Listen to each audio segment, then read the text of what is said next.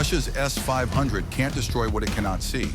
Moscow built the Prometheus to hunt American stealth fighters at 600 kilometers, but a decade of delays left only one regiment standing guard. Detecting an aircraft is not the same as guiding a missile to hit it, and that gap is where Russian air defense begins to break. Now, a new aircraft called the Phantom Wing is being designed to make that gap uncloseable. It does not just hide from radar, it collapses the logic that makes radar work. Russia's integrated air defense rests on two pillars that Moscow has spent 2 decades and untold billions perfecting. The S-400 Triumph creates a wide surveillance umbrella using multiple complementary radars spread across a grid, and the newer S-500 Prometheus is billed as the upper tier that can reach out 600 kilometers to intercept aircraft, ballistic missiles, and even low-orbit satellites. Russian state media markets the S-500 specifically as a stealth killer, built to hunt F-22s and F-35s at ranges where older systems would lose contact. The S-400 has already been exported to China, India, Turkey, and Syria, making it the answer Moscow sells to allies who want to lock Western aircraft out of their airspace. The S-400 batteries are now guarding airspace from the Mediterranean to the Himalayas, and each sale reinforces the narrative that Russian radar technology has closed the gap on American stealth. To understand why those claims may not hold up, it helps to know what the two different radars on these systems actually do. Surveillance radars scan the sky to find out if something is out there. Fire control radars take that rough location and generate the precise tracking data a missile needs to fly. Both the S-400 and S-500 carry multiple radar types, but they still need both jobs to work together for a successful kill. Surveillance radar can say a target is present somewhere in a general area, but the fire control radar must turn that blip into an exact coordinate, a speed, and a direction before the launcher can fire. If either link fails, the missile has no path to follow. A network is only as strong as its weakest link, and stealth aircraft are designed to attack that exact weakness. The claims are loud, but the reality on the ground tells a different story. After a decade of development delays and technical setbacks, only one S-500 regiment is operational as of 2026. That single unit has never been publicly demonstrated against a modern Western stealth target in live combat or realistic testing. The gap between marketing and operations is where this story begins. But seeing something in the sky isn't the same as killing it. The physics of radar is where the Russian claims start to unravel. Stealth aircraft are shaped and coded to defeat X-band and Ku-band fire control radars, which are the frequencies that guide missiles to their targets. Those higher frequencies bounce off flat surfaces and sharp edges, so stealth designers use curved shapes and radar-absorbent materials to trap or scatter the returning signal before it reaches the receiver. Engineers built the F-22 and F-35 around this exact principle, and it's why their radar cross-sections are smaller than a bird on modern fire control bands. Longer wavelength VHF and UHF radars operate on a different principle. Their waves are too large to interact cleanly with a fighter-sized aircraft, which means they can sometimes detect the general presence of a stealth target. Those same wavelengths, though, are too imprecise to generate a weapons-quality track. Accurate VHF tracking needs antenna arrays that are enormous, far too large to fit on a mobile tactical launcher. Even when a VHF radar picks up a faint return from a stealth fighter, the signal is too coarse to tell the difference between an aircraft and a flock of birds at long range. That gap is the kill chain, which means detection without any real engagement capability. Russian doctrine tries to solve this by layering many different radar types across a wide grid, hoping that one system will see enough to close the loop. Hoping, though, is never the same as hitting. Both aircraft already stretch this system to its breaking point, and there are only 187 of them. The next generation is being designed to remove the idea of a fixed signature entirely, and that changes everything. The F-22 and F-35 represent the peak of fifth-generation stealth, but fifth-generation stealth is passive. It relies on shape, radar-absorbent material, and careful engine signature management. It works, but it has hard limits. Every stealth aircraft is a fixed compromise, optimized against specific frequencies, and when an adversary shifts to a different band or adds infrared and thermal sensors, The old playbook starts to thin out. The United States Army and DARPA already fund multispectral camouflage systems that hide assets from visual, thermal, infrared, and radar sensors simultaneously, not just one band at a time. These programs aim to defeat the entire detection stack rather than winning a single frequency contest. Plasma stealth research moved from a theoretical curiosity in Russian laboratories to active testing in American defense programs. A 2026 paper in the journal Defense Technology described plasma layers as a viable path toward next-generation low observability. The idea is simple in concept and difficult in execution. The aircraft generates a layer of ionized gas around its airframe that absorbs and scatters incoming radar waves across a broad spectrum, rather than depending on fixed coatings or geometry. The plasma can be tuned to different frequencies in real time, which means the aircraft doesn't have to hope that its shape matches the threat. It can adapt. Passive stealth is a fixed disguise. Adaptive cycle engines turn the aircraft into a moving target. These engines, already planned for the real F-47N GAD program, can shift between fuel-efficient cruise and high-thrust combat modes in flight. That reduces the thermal and infrared signatures that fixed coatings and shapes cannot fully mask. The F-47 should carry a combat radius past 1,000 nautical miles and an engine that delivers roughly 25% better fuel efficiency than current turbofans, which also means less heat and less electromagnetic noise for enemy sensors to chase. The shift from passive to active concealment forms the core of what comes next. Instead of a shape that tries not to reflect radar, the aircraft uses energy, materials, and aerodynamic adaptability to become ambiguous across every sensor type. It does more than shrink on radar. It's designed to make the sensor question whether it's seeing anything at all. These technologies don't exist in isolation. Skunk Works spent the last decade teasing what happens when you combine them into one airframe. In 2023, Lockheed Martin's Skunk Works released promotional materials celebrating 80 years of operation that included a tailless fighter concept. Removing vertical stabilizers eliminates radar-reflecting surfaces from nearly every angle, not just the frontal aspect that current stealth fighters are optimized for. A tailless aircraft has fewer edges, corners, and junctions where radar waves concentrate and bounce back to the receiver. The real F-47N GAD program points in the same direction. Boeing is building a sixth-generation fighter with a combat radius past 1,000 nautical miles, adaptive cycle engines for roughly 25% better fuel efficiency, and the ability to command autonomous collaborative combat aircraft as drone wingmen. The F-47 should enter service in the mid-2030s after a series of delays pushed the timeline back from earlier expectations. The Phantom Wing concept extrapolates those principles further into a notional seventh-generation design built around three pillars. The first pillar is a tailless morphing airframe that removes fixed vertical surfaces entirely and can adjust its shape in flight to optimize for different threat angles. The second pillar is active multispectral concealment, including plasma layers and an electronic skin that can actively cancel, spoof, or absorb electromagnetic energy across a wide range of frequencies instead of relying on fixed coatings that work against some bands and fail against others. The third pillar is AI-assisted sensor fusion that lets the aircraft see the enemy's radar network while remaining ambiguous to every return signal.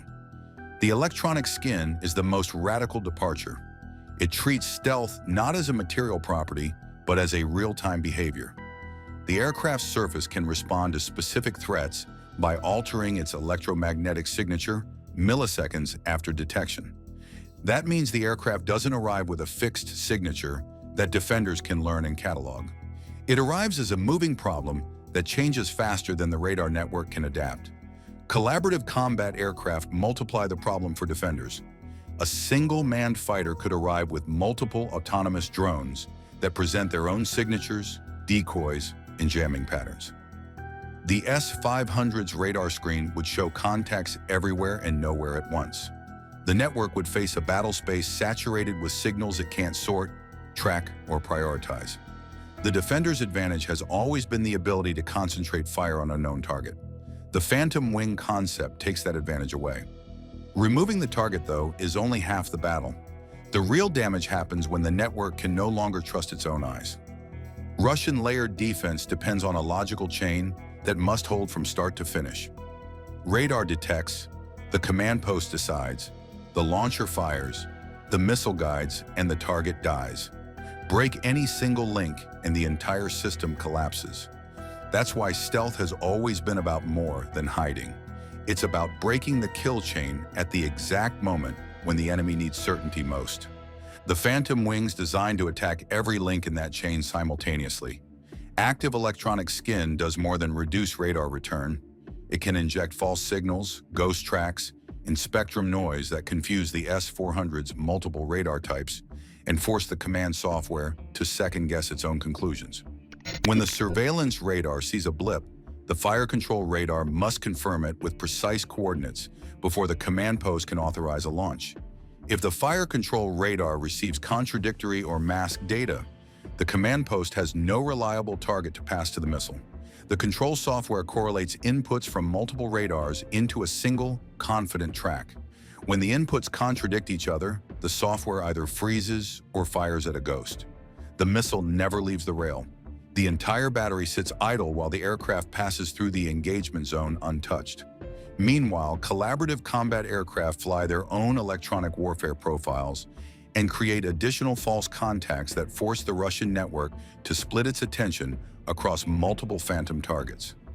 The S-500, with only one operational regiment as of 2026, doesn't have the density or the processing power to handle a saturated and ambiguous battle space. Moscow built it to chase a small number of high-value targets, not a swarm of real and synthetic contacts moving in coordinated chaos. The result isn't that the Phantom Wing is invisible. The result is that the network's logic fails. It's like trying to run a search engine when every result is a lie.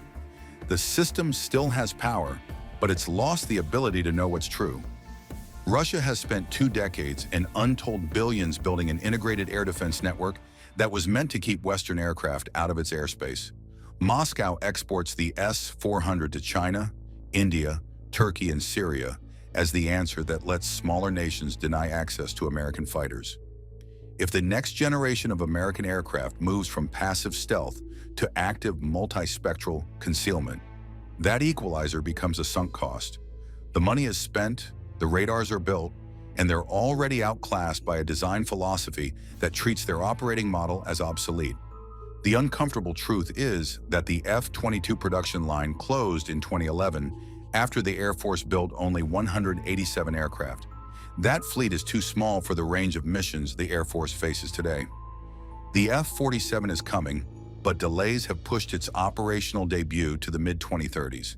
The Phantom Wing concept, whether it materializes as a specific airframe or as the design language of the 2030s, represents the kind of leap the Air Force needs to rebuild genuine mass and qualitative superiority. The collapse of Russian radar dominance isn't a future event. It's already happening in the design phase, before the aircraft ever leaves the ground. The next shift won't be a faster jet or a bigger missile.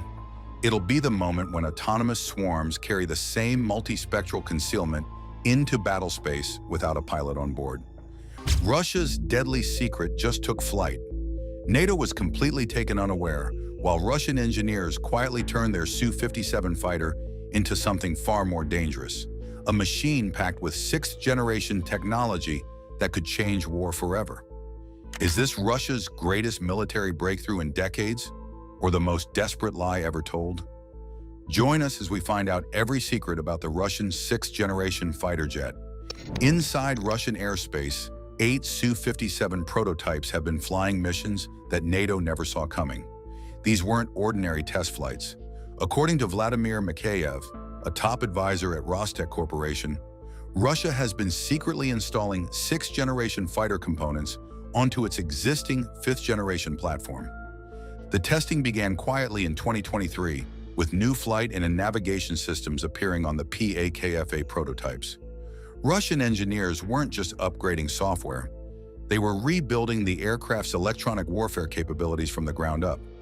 The new radar system operates as both a detection device and a reconnaissance tool, while the electronic warfare suite can track and jam enemy signals simultaneously. Over 700 test flights have validated these modifications, according to Sukhoi officials. Each mission collected data on how tomorrow's fighter technology performs in today's aircraft. The results have sent shockwaves through Western intelligence agencies. NATO's concern stems from a simple fact. Russia appears to be leapfrogging traditional development timelines. While American and European programs like NGAD and FCES are still on the drawing boards, Russia claims to have working sixth-generation components flying right now. The implications are staggering. If Russia's claims prove accurate, they've achieved technological parity with the United States years ahead of schedule. The Unified Electronic Warfare System alone represents a major advancement in combat networking, the ability for aircraft to share information and coordinate attacks in real time. But the most troubling development involves the aircraft's dual-mode capability. Russian officials have confirmed the sixth-generation platform will operate both manned and unmanned.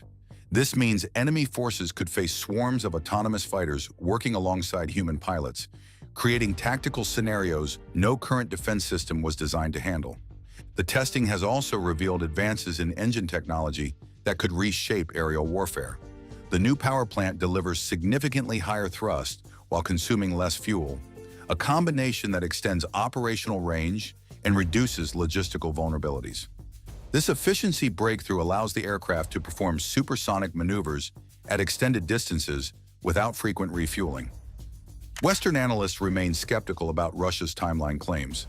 The head of Sukhoi's design bureau stated the first true sixth-generation aircraft could take flight in the second half of the 2020s, suggesting current tests are preliminary rather than operational.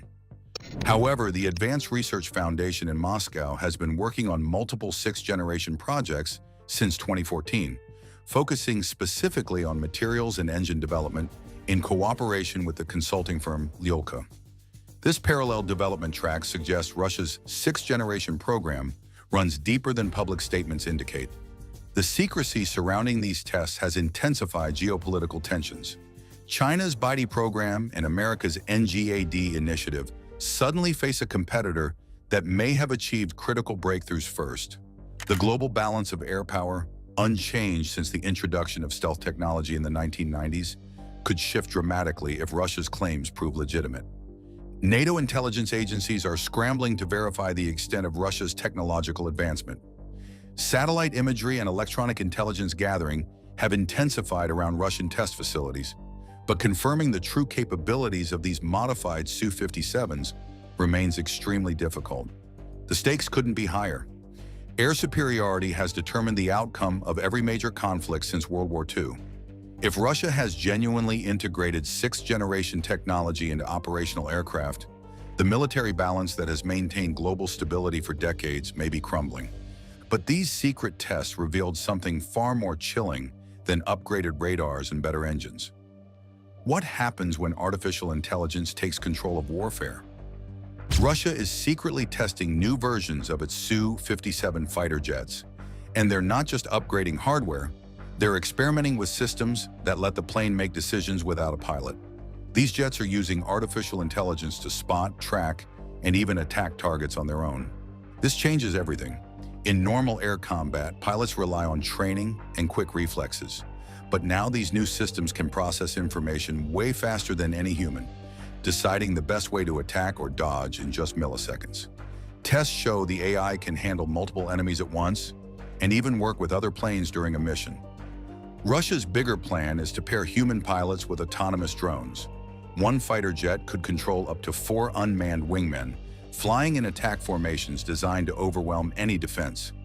They're also pushing for hypersonic speeds, faster than 5 times the speed of sound.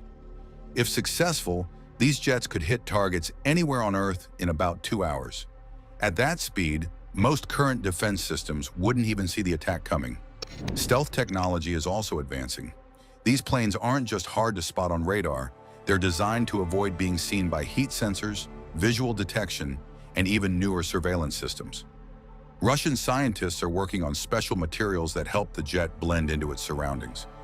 One of the most controversial parts is that these new systems can choose and hit targets on their own, without a human making the final decision. That's raising big ethical concerns around the world. While the United States and its allies are focused on keeping pilots in control, Russia seems to be racing toward full autonomy. And they're moving fast. Instead of building new jets from scratch, Russia is testing new tech on old models, which is saving them time and speeding up development. Meanwhile, Western programs like Europe's FCAS or Japan and the UK's GCAP are moving more slowly due to international partnerships and government red tape. Russia's centralized control gives it an edge in decision-making and execution. China is also in the race, working on its sixth-generation jet with different priorities, creating a three-way global competition in future air power. These new jets won't just fight other planes. They might be able to shut down satellites, block enemy communications, and carry out a cyber attack, all without firing a single missile. In effect, they're flying computers that can disrupt entire military networks. Russia's tests show these fighters might even act like command centers in the sky, managing operations and blocking enemy responses all at once. Put simply, the mix of AI, hypersonic speed, and autonomous weapons is changing air warfare forever. Old strategies may no longer work in a world where machines fight faster, smarter, and without warning. While Russia experiments with tomorrow's weapons today, the rest of the world races to catch up. Who will control the skies of 2030? Russia's accelerated sixth-generation testing has triggered the most intense aerospace competition since the Cold War. While Western programs remain years from first flight, Moscow aims to deploy operational sixth-generation capabilities by 2030, a timeline that has defense planners from Washington to Tokyo scrambling to respond. The Russian strategy differs fundamentally from Western approaches. Instead of developing entirely new aircraft from scratch, Russia integrates advanced systems into existing platforms, validating technologies through real flight testing rather than computer simulations. This pragmatic method has compressed traditional development cycles from decades to years. America's next-generation air dominance program, by contrast, remains locked in conceptual phases. NGAD focuses on air superiority platforms designed to penetrate heavily defended airspace, but the program has faced repeated delays and budget constraints. Current projections suggest American sixth-generation fighters won't enter service until the mid-2030s, potentially 5 years behind Russian deployment. The technological gap widens when examining production philosophies. Russian defense contractors operate under centralized direction, enabling rapid resource allocation and decision-making. American programs must navigate congressional oversight, contractor competition, and bureaucratic approval processes that slow development at every stage. Europe's response has been equally fragmented. The Future Combat Air System, jointly developed by France, Germany, and Spain, aims for operational deployment by 2040. However, disagreements over workshare, technology transfer, and program leadership have created delays that push meaningful progress even further into the future. Britain's collaboration with Japan and Italy through the Global Combat Air Program offers more promise, targeting service entry in the early 2030s. This program emphasizes artificial intelligence and autonomous systems, potentially creating capabilities that rival Russian developments. But international coordination challenges remain significant obstacles to meeting ambitious timelines. China's Baidu program adds complexity to global calculations.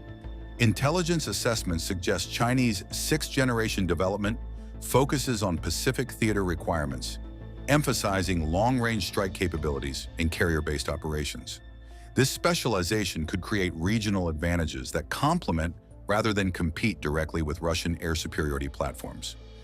Russia's timeline advantage stems from strategic decisions made years earlier.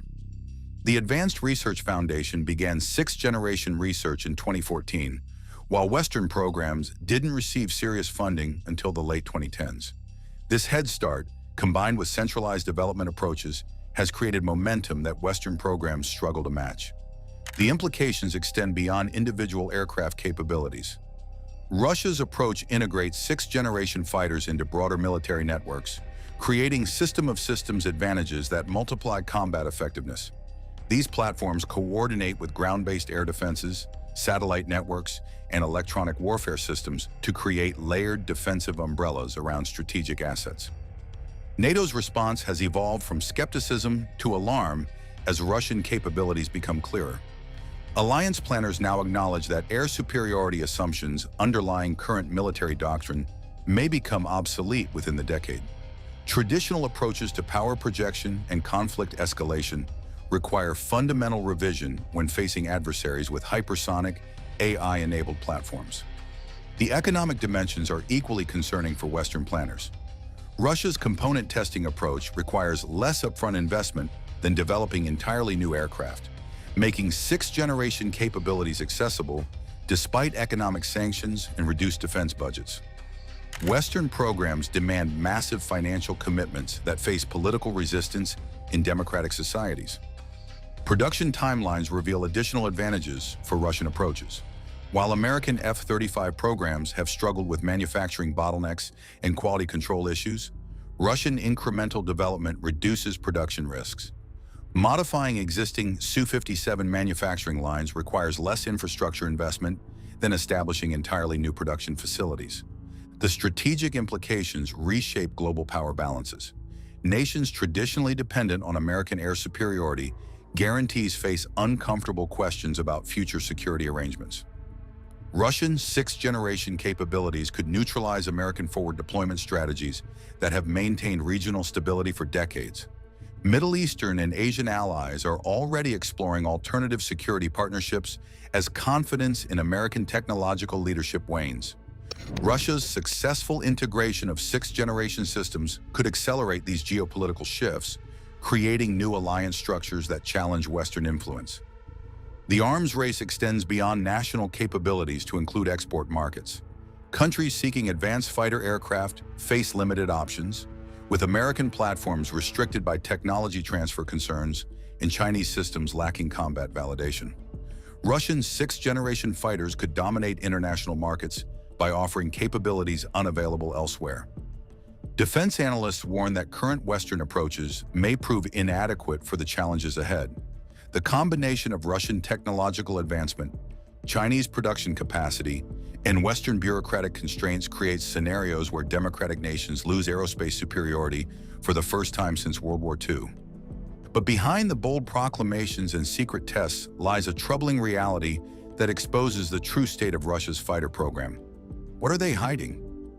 Despite Russia's bold claims about the Su-57 fighter jet, the facts tell a different story. 14 years after its first flight in 2010, fewer than 40 Su-57s have been produced. That's a tiny number compared to China's J-20 fighters and America's F-35s, which have been built in the hundreds and thousands. The slow production pace points to deeper problems in Russia's aerospace industry, made worse by economic struggles and Western sanctions since the war in Ukraine began. Even though production was supposed to start earlier, it only began in 2019, almost a decade after the jet's first test flight.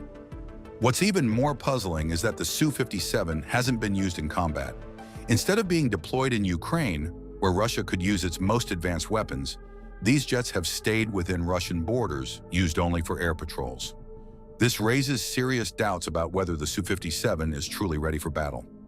Western experts say there are major flaws that Russia isn't admitting to. The Su-57 doesn't seem to be as stealthy as advertised, and its radar signature is bigger than that of rival jets from the United States and China. In short, it may be more like a souped-up version of older jets than a cutting-edge stealth fighter. Another big issue is the engine. Instead of using a new fifth-generation engine, current Su-57s still rely on older engines from the Su-35, which limits their performance. The new engine is still in development, leaving a gap between what Russia is promising and what it can deliver.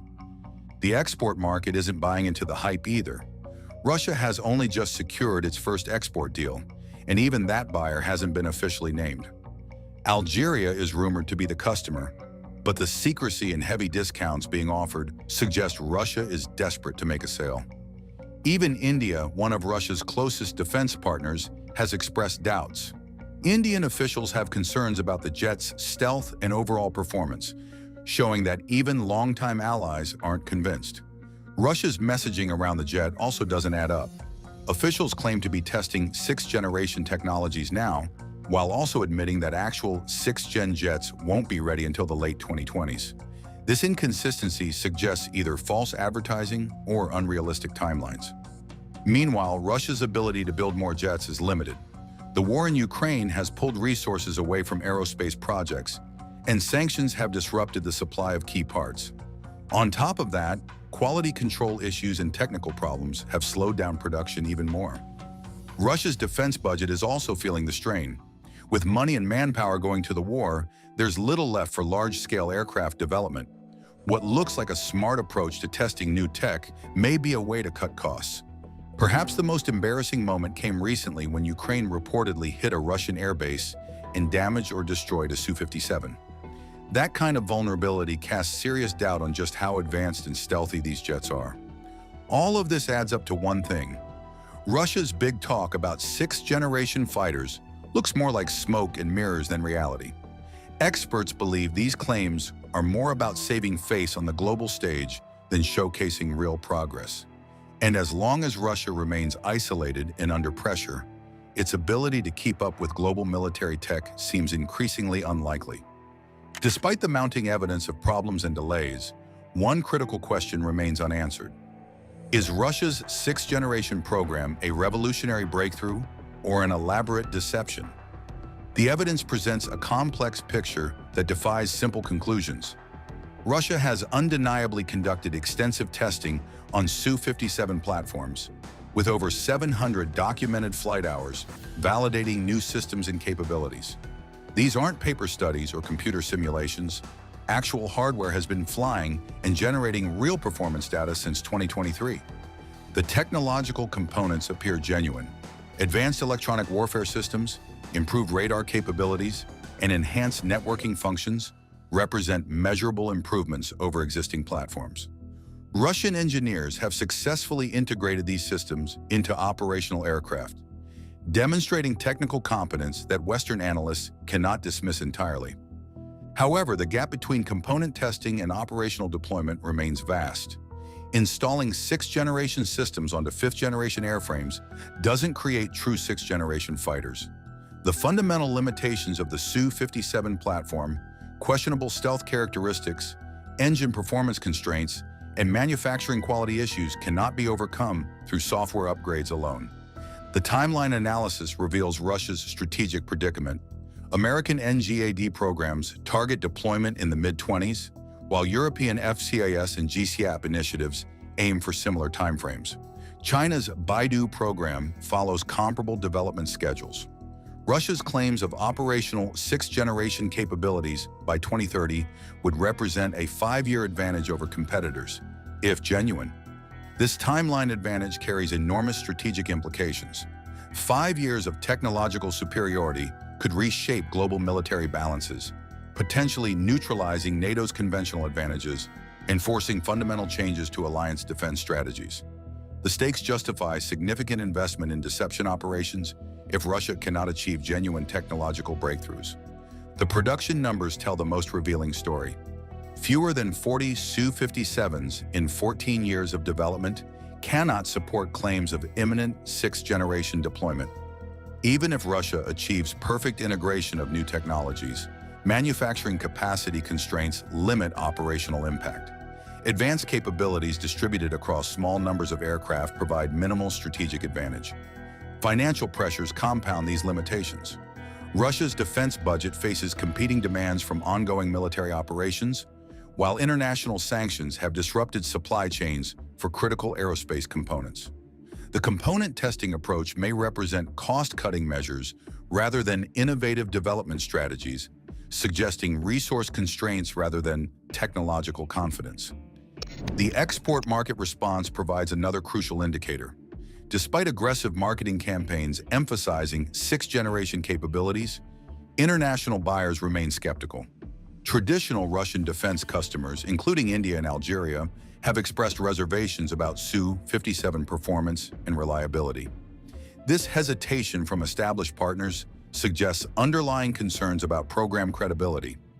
Western intelligence assessments increasingly characterize Russian sixth-generation claims as strategic deception designed to maintain technological credibility despite mounting evidence of program difficulties.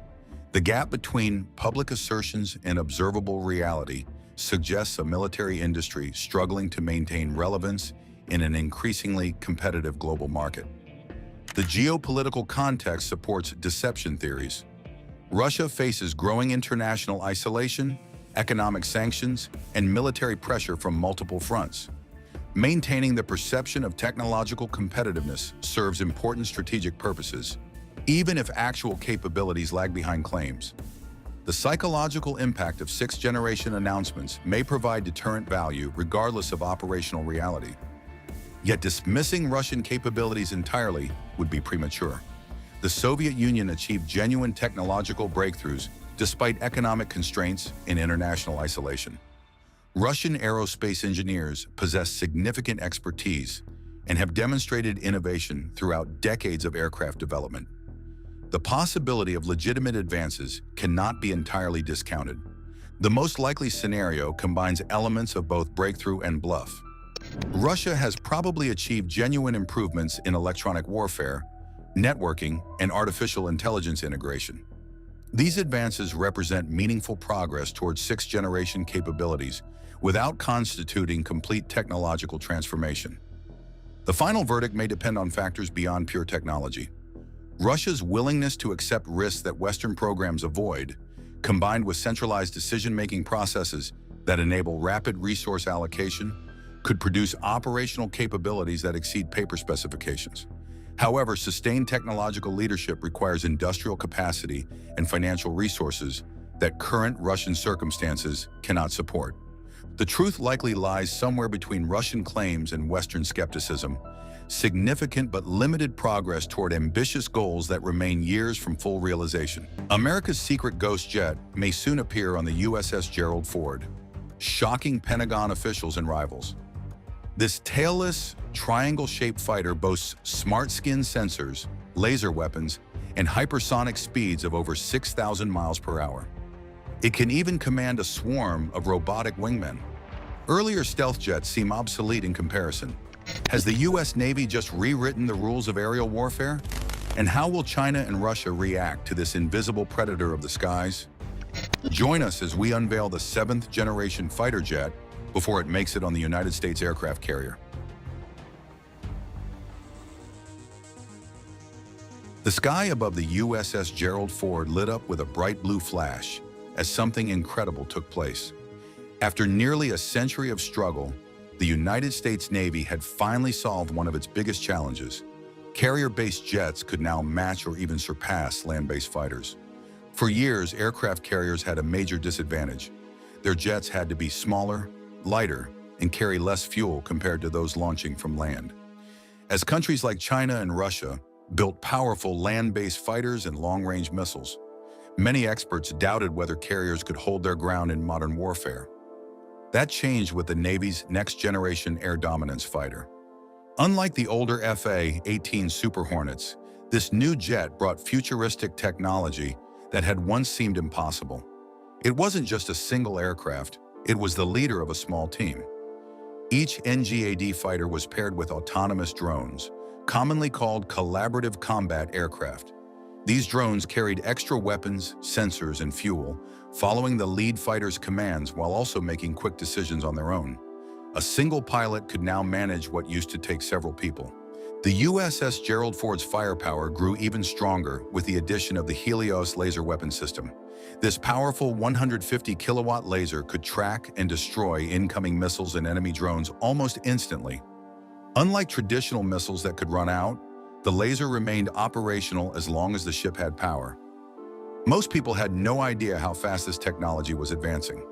When an Air Force official revealed in 2020 that a test version of the NGAD fighter had already flown, defense experts were caught off guard. The Navy had been quietly working on this breakthrough for more than 7 years, replacing outdated systems from the 1990s with cutting-edge technology designed for the future. The USS Gerald Ford was designed with cutting-edge advancements in mind. As the Navy's most sophisticated aircraft carrier, it featured electromagnetic catapults that propelled aircraft more swiftly and effectively than traditional steam-powered systems. Its nuclear reactors generated the vast energy required for the Helios laser. The NGAD fighter also looked completely different from older jets. It had no vertical tail fins and featured a sleek triangular design, allowing it to fly in ways that would have made traditional aircraft lose control. Advanced computer systems made thousands of tiny adjustments every second to keep it steady and maneuverable. In training exercises, the results spoke for themselves. Against experienced pilots flying F-35s, the NGAD fighter and its robotic wingmen won nearly every simulated battle. The difference was overwhelming. For countries that had spent billions developing anti-ship missiles to keep United States carriers at a distance, this presented a serious problem. With these new jets, carriers could now operate much closer to enemy territory without fear. For the first time since World War II, carrier-based jets weren't just keeping up with land-based fighters, they were better. This wasn't just an upgrade.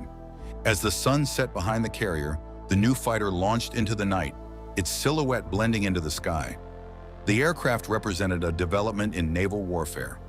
What happens when these advanced fighters go beyond the clouds and into the vast darkness of space? Could the next generation of American warplanes be used as spacecraft? Engineers across America are already working on technologies beyond those used on the USS Gerald Ford. While naval aviation advances, the next leap is happening in secret labs. The goal isn't just faster planes, it's aircraft that can move between air and space. These next-generation hypersonic fighters could transform aerial combat. Traveling above Mach 5, more than 6,000 kilometers per hour, they could cross continents in minutes. A fighter this fast could fly from New York to Los Angeles in under 30 minutes, making it nearly impossible to track, let alone stop.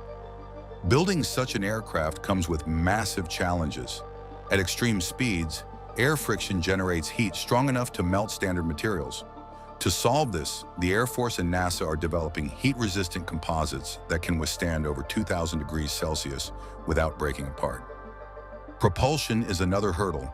Regular jet engines can't function well at extreme speeds or in the thin upper atmosphere. That's where scramjets come in. Unlike traditional engines, scramjets have no moving parts. They use the aircraft's speed to compress incoming air, generating thrust. Since 2018, the Air Force's Mayhem project has been testing scramjet prototypes, gradually improving their performance. Unlike earlier fighter jets, these advanced aircraft wouldn't just fly high, they could briefly leave Earth's atmosphere. By reaching altitudes above 100 kilometers, they could enter a suborbital path, skipping across the upper atmosphere like a stone across water. This would allow them to strike targets with almost no warning, conduct surveillance from altitudes beyond the reach of anti-aircraft weapons, and even deploy small satellites to restore communications in combat zones. The United States military has been quietly funding this research for years. DARPA has been working on airspace transition vehicles since 2020, focusing on designs that can move between the atmosphere and space without rockets or launch pads. But breaking into space creates new risks. Outside Earth's atmosphere, cosmic radiation can damage electronics and pose health risks to pilots. Engineers are developing shielding and radiation-resistant computer systems to keep these aircraft safe. Fuel is another challenge. Traditional jets can refuel mid-air, but space-capable aircraft need an energy source powerful enough to push them beyond most of Earth's gravity and still bring them back safely.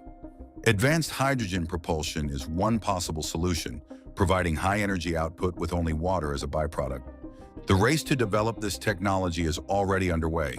China is rapidly increasing its hypersonic research budget, while Russia's PAKDP program is working on similar aircraft. Any country that masters space-capable fighters will gain a major military advantage. This also raises legal questions. The 1967 Outer Space Treaty bans nuclear weapons in space, but doesn't address conventional weapons or temporary military operations beyond Earth's atmosphere. This loophole has sparked new debates at the United Nations about the future of space warfare. Even the best pilots would need entirely new training for these aircraft. At hypersonic speeds, decisions must be made in milliseconds, too fast for human reaction times. AI assistance and augmented reality systems would have to predict and respond to problems before they happen. The Air Force is already preparing for this future. Specialized bases are being upgraded to support these hybrid airspace vehicles, with reinforced hangars, advanced cooling systems, and specialized fuel storage facilities built to handle the extreme demands of hypersonic flight. While sixth-generation fighters represent the future of modern warfare, these seventh-generation space fighters are something entirely different. The line between science fiction and military reality is disappearing fast. What once seemed impossible is now just a matter of time. As these jets push the limits of technology, the big question is, who or what will be in the pilot's seat?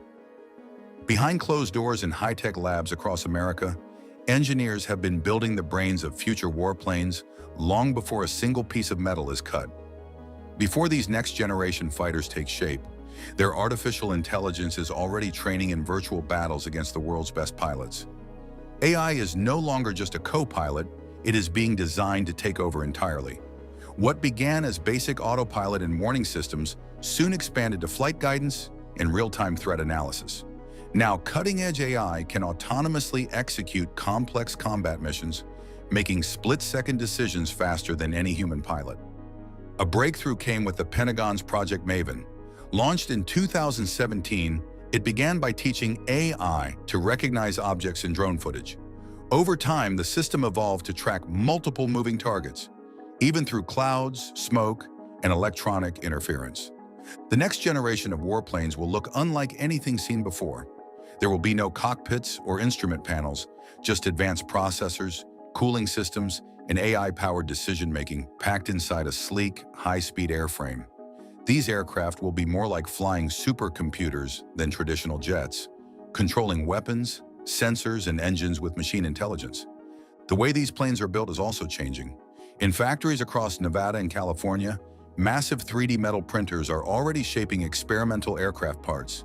These machines create complex designs layer by layer, using titanium and carbon fiber, making structures that were previously impossible with older manufacturing methods. This advancement accelerates production at an unprecedented rate. In the past, developing and testing a new design could take several years, involving extensive prototyping, manual adjustments, and countless trial and error phases. Now, with advanced automation and AI-driven simulations, the entire process can be streamlined, reducing development time to just weeks.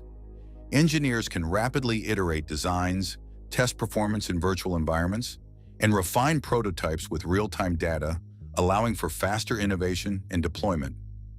Engineers feed designs into simulations where AI runs countless virtual test flights, refining the aircraft before a real one is built. Only the best designs move forward, ensuring each new fighter is an improvement over the last. Military planners see an opportunity in this rapid development cycle. Instead of producing hundreds of identical jets that risk becoming outdated, they can create smaller batches that evolve over time. Each generation learns from the last, making the fleet smarter and more adaptable. Another breakthrough is the concept of smart skin. Instead of mounting separate radar and sensors, the entire surface of these aircraft will be covered in tiny sensors, turning the whole plane into a flying surveillance system. Traditional jets have blind spots, these will have none, detecting threats from all directions and instantly sharing that data with other AI-powered aircraft. This real-time connection gives AI-controlled jets a major edge. Multiple fighters can operate as a single intelligent unit, responding to threats as a team. Smaller, unmanned drone fighters, built at a fraction of the cost, can fly alongside, carrying extra weapons, scouting ahead, or even sacrificing themselves to protect the primary aircraft. But with AI-driven warfare, ethical concerns grow. Military rules state that a human must have meaningful control over combat decisions. Yet at hypersonic speeds, human reaction time simply cannot match AI decision-making measured in microseconds. The Navy has formed an advisory board to address these concerns, ensuring AI follows rules of engagement and minimizes unnecessary harm. However, programming a machine to understand restraint and proportionality remains an unsolved challenge. Technical hurdles also remain. AI-driven aircraft require immense computing power, generating extreme heat. Scientists are exploring quantum computing and advanced cooling systems to keep these machines running efficiently. And while AI has mastered strategy games like chess, aerial combat is far more unpredictable. Training AI pilots in massive simulation environments is key to sharpening their combat skills. The combination of rapid manufacturing and AI autonomy is reshaping aerial warfare. The nation that perfects this technology first will gain an overwhelming advantage, one where warplanes don't just fly, but learn, adapt, and improve with every mission. Even the most advanced fighter jet loses its edge if the enemy spots it from miles away. But what if these new warplanes could completely disappear even from human sight? The most surprising thing about the next generation of fighter jets isn't what they have, it's what they don't. The familiar vertical tails that have defined military aircraft for over a century are gone. Sharp edges and visible engine intakes are missing too. Instead, these jets have a smooth, flowing shape that looks strange to experienced pilots. With soft edges and no clear front or back from certain angles, the design defies traditional aerodynamics and stability rules. It resembles a flying triangle more than a conventional aircraft. This groundbreaking transformation is the result of decades of advancements in stealth technology. The first-generation stealth aircraft, such as the F-117 Nighthawk, relied on angular surfaces to scatter radar signals. The B-2 Spirit bomber improved upon this by incorporating smooth curved contours to further reduce detectability. Today, the most advanced designs push the boundaries even further, striving for near-total invisibility to enemy radar systems.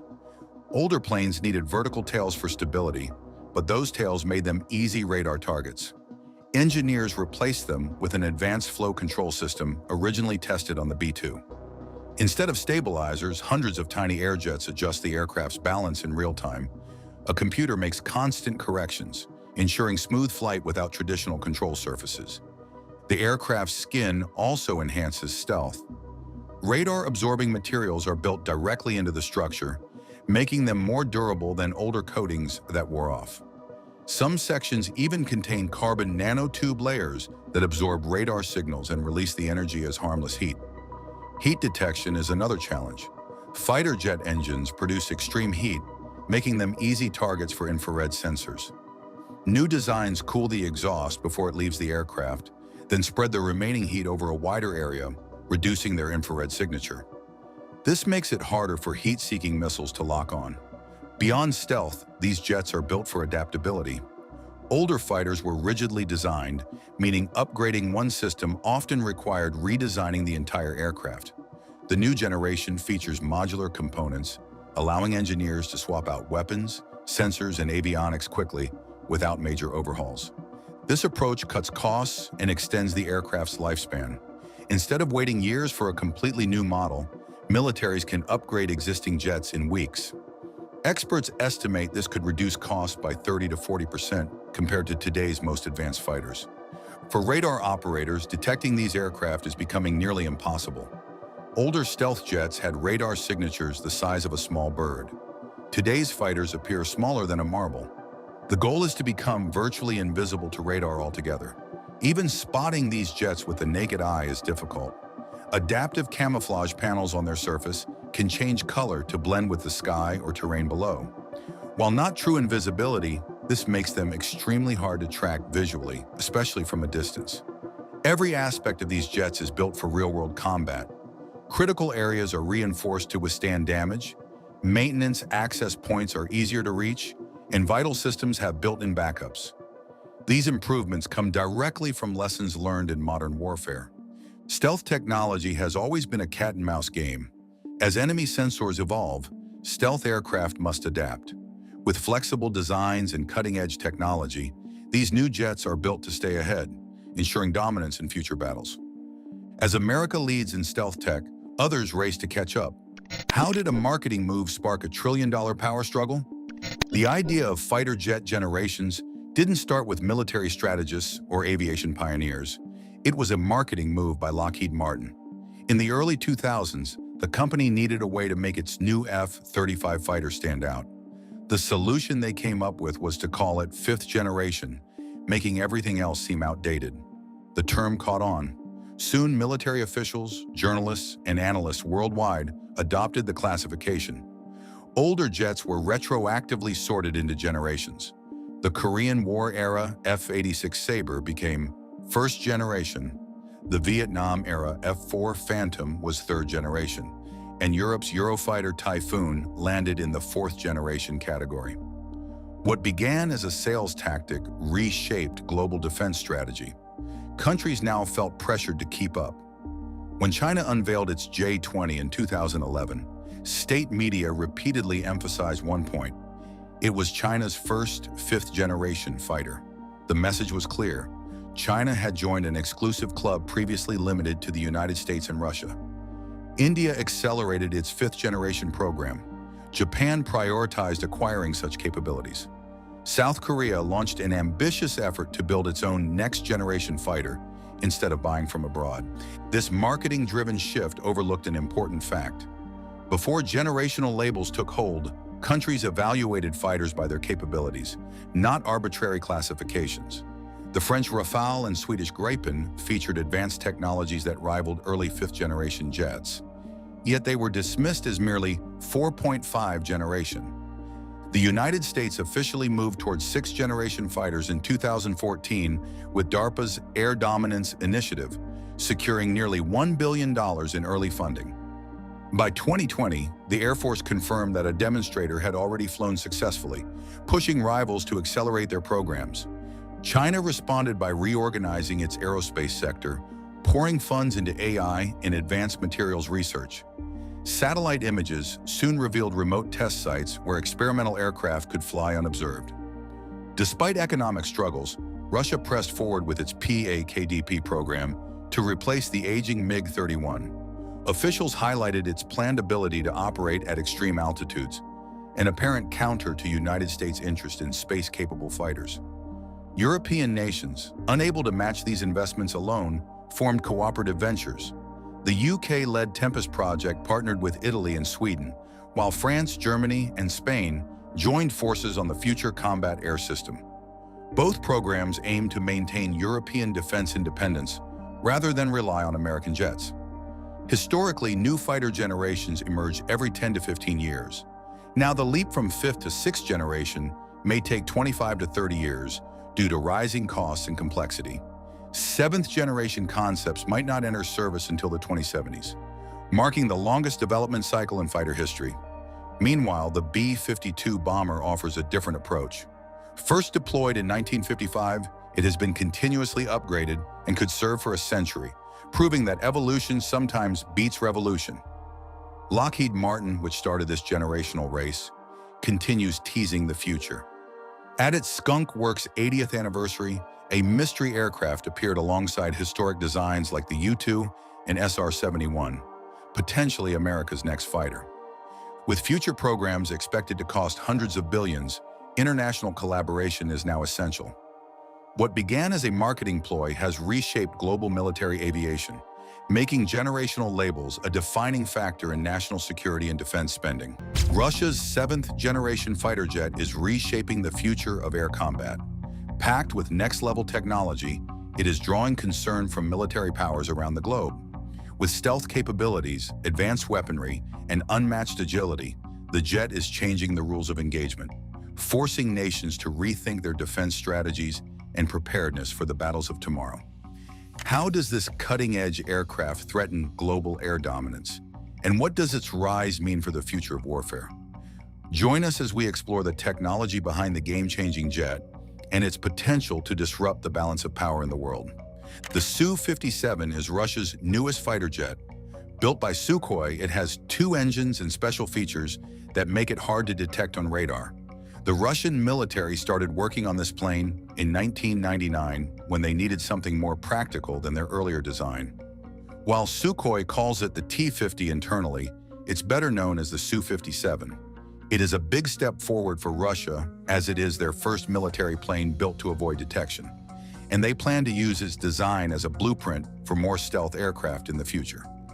The Su-57 can do many jobs in one plane. It can fight other aircraft in the air, hit targets on the ground, and attack ships at sea. The plane is hard to spot on radar, can turn quickly in tight spaces, and flies fast without using extra fuel. Its computers all work together, and it can carry lots of weapons. The first test plane took to the sky in 2010. However, getting the design right proved challenging. The team ran into problems with how the plane was built and how its systems worked during testing. Things got worse when the very first plane meant for actual military use crashed before it could even be handed over. In 1979, the Soviets knew they needed better fighter jets ready to fly by the 1990s. They picked Mikoyan to handle this project, and the company started working on the MiG 1.44. Sukhoi was not chosen for this project, but they did not let that stop them. In 1983, they began their research to create cutting-edge fighter technology. This work led to their test plane, the S-32, which they later called the S-37 and finally the Su-47. What made this plane special was how its wings pointed forward instead of backward. When the Soviet Union fell apart, money dried up. This meant the MiG 1.44 project kept getting pushed back. The plane didn't take its first flight until the year 2000, 9 years later than planned. The costs were just too high, so they had to cancel both the MFI and LFI projects. Despite the setbacks, Russia still wanted new fighter jets, and in 1999, the Russian Ministry of Defense started fresh with something called the PAKFA or I-21 program. Because they were struggling with money, they had to be smart about their next fighter jet. Instead of making two different planes to replace the Su-27 and MiG-29, they decided to build one plane that could do both jobs. To keep costs down, they planned to make it smaller than their previous test jets. The new plane would be bigger than a MiG-29, but smaller than a Su-27. It would also be much lighter. The old MiG test plane weighed 28.6 tons, 63,000 pounds, and the Su-47 weighed 26.8 tons, 59,000 pounds. The new design would weigh a lot less than either of those. Sukhoi and Mikoyan had very different ideas about how to handle this big fighter jet project. Mikoyan wanted all three design teams, themselves, Sukhoi, and Yakovlev, to work together as partners. The team with the best design would take the lead. But Sukhoi came with their plan. They wanted to be in charge from day one.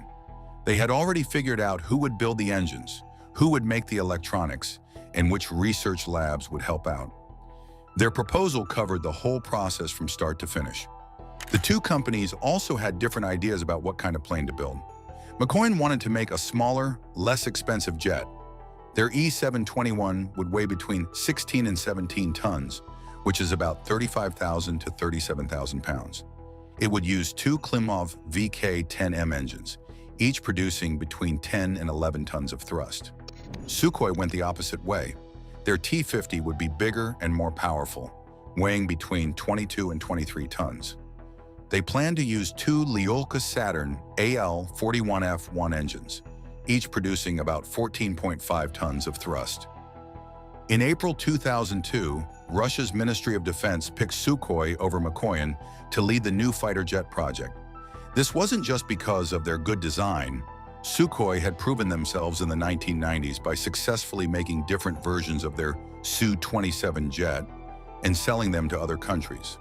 This success meant they had enough money to handle such a big project. The head of the Russian Air Force, Vladimir Mikhailov, said they planned to start test flights in 2007.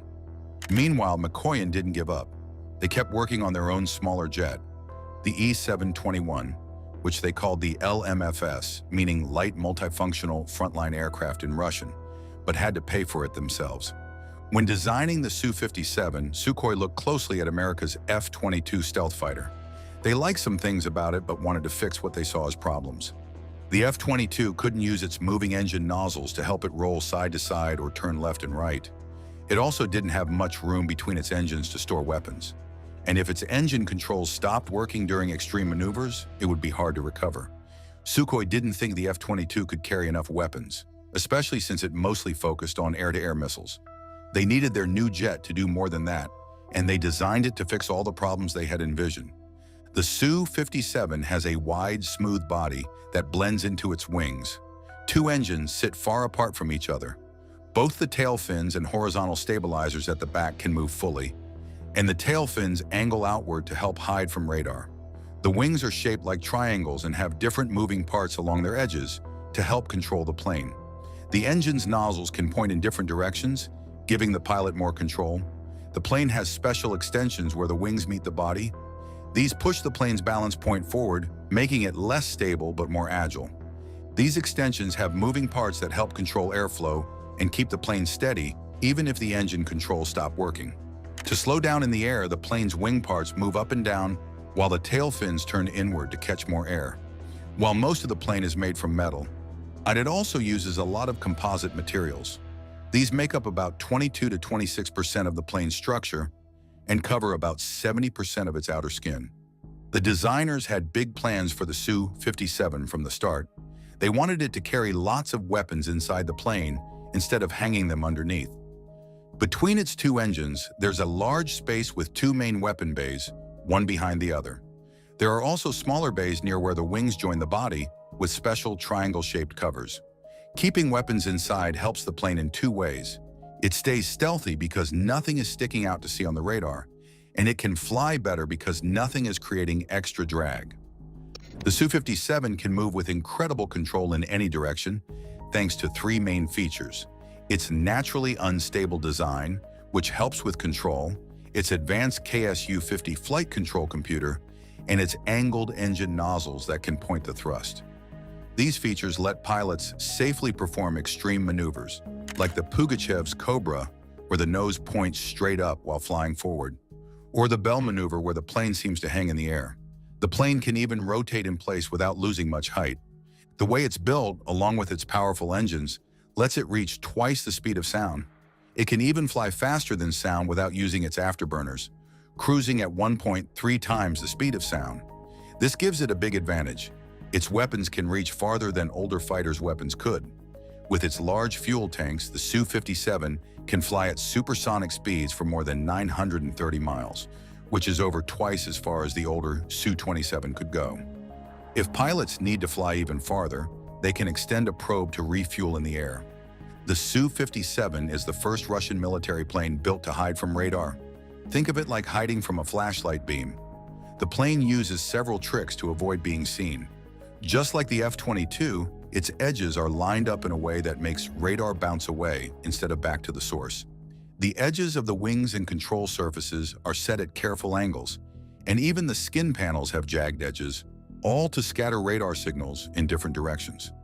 Instead of hanging weapons on the outside where radar can spot them, the plane keeps them tucked away inside. The antennas sit below the surface of the skin rather than sticking out. The plane's surface is also covered with special materials that soak up radar waves like a sponge, making it harder for radar to get a clear picture of the aircraft. When the plane's heat-seeking sensor isn't being used, it faces backward, and its backside is coated with radar-absorbing material. The engines could show up clearly on radar, like a bright spot, so the designers had to get creative. They lined the air intake tunnels with special radar-absorbing coating and made them curve like a snake. This helps hide the front parts of the engines. For the parts people can still see, they put a slanted metal grid in front, placed about 0.7 to 1.2 times the width of the tunnel away from the engine. It's the same trick used on the Boeing FA-18EF to make the engines harder to spot on radar. The whole plane is built with much tighter measurements than older Russian fighters. Think of it like building with Lego blocks. The pieces need to fit together perfectly with no gaps to keep the plane hidden from radar. By combining its special shape and radar-absorbing coating, the Su-57 is 30 times harder to spot on radar than the older Su-27. The Su-57 uses two special engines called AL-41F1s. Think of them as super-powered versions of older Russian jet engines. When running normally, each engine can push with a force of 9 tons. These engines have a smart computer brain that controls them automatically.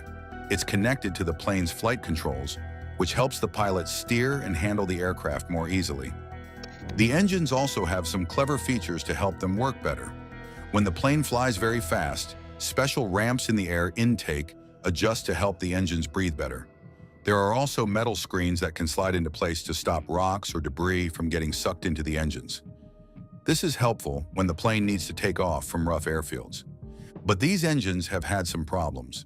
Back in 2011, at an air show in Moscow, one of the planes had to stop taking off because its engine started having trouble.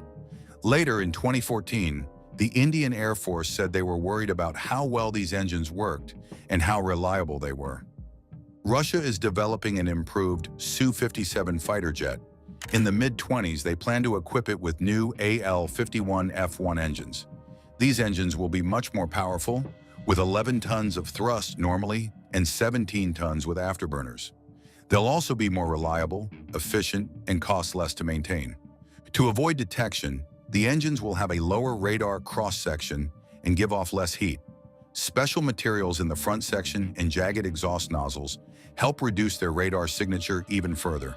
So in a few years, the Su-57 should be stealthier, more powerful, and more dependable thanks to its cutting-edge engines. A big step up for Russia's most advanced fighter. In 2023, the engine makers started working on something different, a flat exhaust nozzle instead of the usual round one. They started testing it in late 2024. Since they had to make this new nozzle fit the existing plane, they designed it carefully so they wouldn't have to make big changes to the rest of the aircraft. Inside the Su-57's body, there are 4 hidden spaces to carry weapons. The 2 main spaces run down the middle of the plane, each about 4.4 meters long and 0.9 meters wide. 2 smaller triangle-shaped spaces sit on the sides, tucked under where the wings meet the body. To launch these weapons, the plane uses special racks made by a company called Vimpel.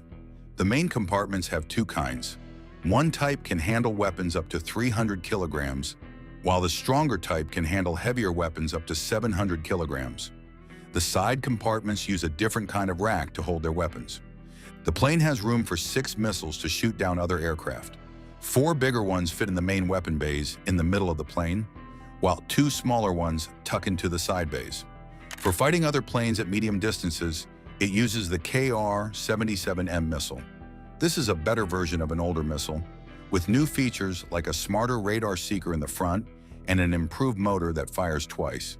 For close-up fights, it uses the R-74M2 missile, which follows the heat from other aircraft. They made this missile skinnier so it could fit inside the plane's weapon bays. They are also working on a completely new short-range missile called the KMD to replace it someday. When the plane needs to hit targets far away, it can use an even bigger missile called the Izdelie 810. This is an upgraded version of another missile, made shorter so it fits better inside the plane. The plane can carry 2 of these in each main weapons bay. If needed, it can also hang the older version of this missile on the outside of the plane. The pilot looks at 2 big screens that are 38 centimeters across and about the size of a laptop screen. These screens show all the important information, just like in the Su-35S. There's also a smaller screen and a control panel with buttons. Instead of old-style dials and gauges, everything is digital. Up at eye level, there is a display that projects flight information onto a clear screen, so the pilot doesn't have to look down. It shows a view that's 30 degrees wide and 22 degrees tall. To fly the plane, the pilot uses a joystick and 2 throttle levers.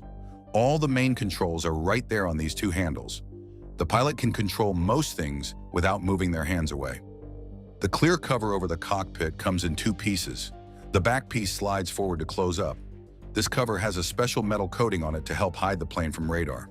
The plane uses a Russian-made computer system to run everything, based on a chip called the 1890 VM8YA. One of the key goals for the Su-57 is to get all its electronics working together seamlessly. The fancy term for this is sensor fusion. When everything talks to each other, it makes the pilot's job a whole lot easier. They can see the full picture without having to juggle a bunch of different info. The plane's computer brain is called the Information Management System. It's the thing that keeps all the other systems in sync. The 2 big ones are the Sh-121 radio system and the 101KS atoll cameras and sensors. Sukhoi is handling the electronics integration in-house, which is a big job. The software has over 4 million lines of code. They're using fiber optic cables to keep everything connected. Russia's defense ministry shared some big news on Christmas Day 2020. They said the Su-57 had officially joined the Air Force. The first production planes were sent to a base in Lipetsk, in the southern military district. These initial jets will be used to figure out tactics, train crews, and put the Su-57 through its paces. They want to see how it performs day to day. The first unit set to fly the Su-57 full-time is the 23rd Guards Fighter Aviation Regiment. They are based out east, right next door to the factory. In May 2022, a couple of months into Russia's invasion of Ukraine, Some Russian sources said they had sent Su-57s into the fight. The claim was that these stealth jets fired missiles at Ukrainian targets from long range, keeping well clear of Ukraine's air defenses. Then in June, the RIA Novosti news agency reported that 4 Su-57s had teamed up over Ukraine to hunt down and wipe out Ukrainian air defense systems. The Russians said this network of stealth fighters showed off the Su-57's radar-dodging tricks in a real combat situation. So if these reports are accurate, Russia's cutting-edge Su-57s have gotten a taste of combat in Ukraine. But just like the rest of the Russian Air Force, they're having to play it safe and keep their distance to avoid Ukraine's surprisingly tough air defenses.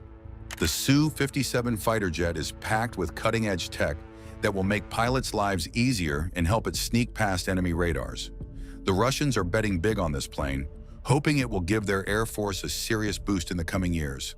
Deadly and formidable, the B-21 Raider's capabilities have sent shockwaves throughout the world of aviation.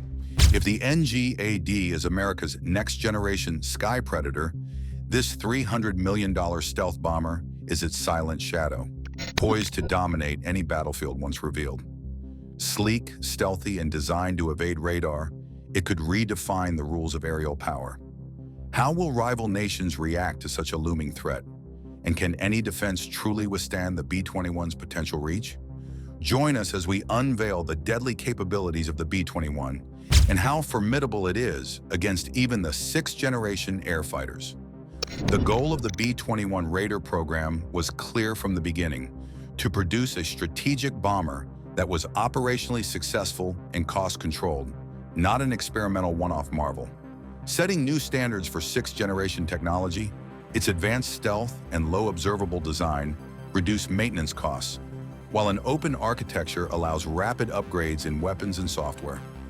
Combined with advanced networking and cloud integration, the B-21 is built to adapt and dominate against evolving threats for decades. It is the backbone of future U.S. air power, combining advanced sensors, data integration, and weapon systems. Capable of carrying both conventional and nuclear payloads, it delivers unmatched flexibility, using a mix of standoff and direct attack munitions to remain one of the most lethal and effective aircraft in the sky. Unlike traditional programs, details of the long-range strike bomber program's spending remain highly classified, making it nearly impossible to publicly track efficiency or cost adherence. Almost 11 years later, in December of 2022, the public finally glimpsed the results of Northrop's engineers' dedication. While some critics dismissed it as merely a B-2 version 2, the comparison is unfair. The Raider is deliberately smaller than its predecessor, with a wingspan of approximately 132 feet compared to the B-2's 172 feet, and an empty weight roughly half that of the Spirit. This smaller size is not a compromise but a design advantage. In stealth aircraft, bigger does not automatically mean better. Modern radar systems are countered not by sheer size but by advanced sensors, sophisticated signal processing, and integrated multiband systems. Reducing the aircraft's size dramatically lowers its effective scattering area, or ESR. For context, the B-1 Lancer's ESR was roughly 10 square meters, similar to a passenger car flying through the sky. The B-2 Spirit reduced that to a mere point, akin to a bumblebee or golf ball on radar, and the B-21 Raider pushes this even further, with an ESR so minuscule it is compared to a mosquito. This low-profile yet potent design allows the Raider to slip through hostile defenses with unprecedented stealth, maintaining operational and strategic superiority, while demonstrating that careful engineering, innovation, and precision can create an aircraft that is as cost-effective as it is virtually invisible to enemy sensors. The difference between the B-2 Spirit and the B-21 Raider in stealth technology is like comparing the surface of the ocean to the Mariana Trench. The Spirit employed first-generation stealth, innovative for its time, but largely concentrated in the forward section of the aircraft, leaving the rear more exposed. The Raider, however, benefits from fifth-generation plus stealth parameters, with every bolt, seam, and surface engineered to minimize detection across radio frequency, infrared, and acoustic ranges, rendering it virtually invisible in all 360 degrees. Its compact size allows it to penetrate heavily defended airspaces, strike targets, or gather intelligence where the B-2 would face serious risk. Unlike its predecessor, the Raider is free from the burdensome maintenance that made the Spirit infamous. The B-2 required specially controlled hangars in precise environmental conditions, and after each flight, nearly 40% of the 80 man-hours per flight hour were spent repairing low observable materials, according to the Government Accountability Office. These issues are essentially eliminated in the B-21, allowing for operational readiness from day one. Many worried that the smaller frame would compromise range, but range is not merely about wingspan. It results from fuel efficiency, aerodynamics, engine performance, and mission profile. Modern engines, lighter yet more powerful systems, and refined mission planning mean that the Raider can deliver ordnance across vast distances while staying outside enemy air defense zones, a capability unimaginable when the Spirit first took to the skies almost 3 decades ago. The combination of advanced stealth, optimized aerodynamics, and modern systems ensures that the B-21 Raider is not just a successor, but a revolutionary step forward in strategic bombing. Smaller, faster, harder to detect, easier to maintain, and far more capable in real-world operations, proving that true technological evolution is not measured by size alone, but by how intelligently every aspect of the aircraft is designed and integrated. The evolution of modern strategic bombing has increasingly favored standoff weapons, and the introduction of the nuclear-armed AGM-181 long-range standoff, or LRSO, cruise missile, alongside the upgraded B-611-3 nuclear bomb, underscores the reality that many critical missions are now carried out from a safe distance. While this might seem at odds with the B-21 Raider's traditional role as a stealthy penetrator of enemy air defenses, modern threats, multi-layered networks of low-frequency radars, high-resolution infrared systems, passive sensors, and trace correlation technologies have made blind strikes extremely risky. To address this, the Raider was designed as a hybrid platform, retaining the ability to quietly infiltrate heavily defended areas to strike well-protected targets that require close-range precision, while also serving as a long-range launch platform capable of deploying munitions safely outside hostile zones. Engine development remains one of the most closely watched aspects of the program. Early reports suggested the B-21 might use 2 Pratt & Whitney PW9000 turbofans built around the cores of the PW1000G commercial engines, but the latest insights point to modified F-135 engines, the same proven power plants familiar from F-35 fighters. These engines offer both exceptional performance and cost efficiency, reflecting the ingenuity of Northrop's engineers, who have continuously refined stealth aircraft design since the B-21's conceptual ancestor, the Tacit Blue. Innovations such as deeply recessed air intakes and optimized engine integration ensure that the Raider remains exceptionally stealthy while providing the thrust and efficiency needed for both long-range cruise and agile penetration missions. This hybrid approach allows the B-21 to operate with flexibility, delivering precision strike capability across a wide spectrum of strategic and tactical missions, while minimizing risk to air crew and platform alike, demonstrating how modern bombers are evolving into multi-role, adaptive instruments of deterrence and warfare. The B-21 Raider also represents a huge change in bomber philosophy, moving away from one-off masterpieces toward flexible, long-term combat platforms. Unlike the B-2 Spirit, whose stealth came from precise shaping and coatings, the Raider is designed from the ground up as an open mission system, allowing new components to be integrated over decades, much like updating an app on a smartphone. This adaptability shows the approach being taken with the Air Force's next-generation, 6th-generation fighter under the Next Generation Air Dominance program, emphasizing connectivity and network-centric warfare. The Raider is intended to operate as the backbone of the future bomber fleet as the B-1 and B-2 gradually retire, while the upgraded B-52 continues to serve. Northrop Grumman plans to test fly 2 bombers as early as 2026, with aircraft so close to final production that rapid deployment is feasible if needed. Extensive virtual testing, over 1,000 hours of avionics trials on unmanned platforms, and a digital-first approach have ensured the B-21 is battle-ready beyond typical prototype limitations. The Air Force's preliminary target calls for a fleet of 100 B-21 Raiders with at least $23 billion allocated over 30 years for development, procurement, and operations, 5 times the number of B-2 Spirits built during their entire life cycle. While the B-2 became an iconic proof of stealth, the Raider is designed to be a stable, scalable force component, quietly underpinning every Air Force operation rather than dominating headlines. Its open architecture allows the aircraft to adapt to evolving mission requirements without costly overhauls, ensuring decades of operational relevance. The era of stealth as an exotic, delicate craft has ended. The B-21 makes invisibility a standard feature of modern combat aviation, combining enduring utility, scalability, and cutting-edge technology into a single powerful backbone for the U.S. Strategic Bomber Force. The B-21 is so formidable that it could even take out an air fighter as sophisticated as the United States' next-generation fighter, the NGAD. This is quite surprising because the NGAD itself represents the cutting edge of aerial warfare, a sleek, 6th-generation fighter under the Next Generation Air Dominance program. Valued at over $300 million per aircraft, this fighter is a leap into a future the world is barely prepared for, combining unmatched stealth, lightning-fast sensors, and global strike capability into a single, sleek, aerodynamic silhouette. Its elongated blended fuselage defies conventional aerodynamics, hiding within it 3 revolutionary technologies that will determine the course of modern air combat: advanced radar, adaptive cycle engines, and near-invisible stealth systems.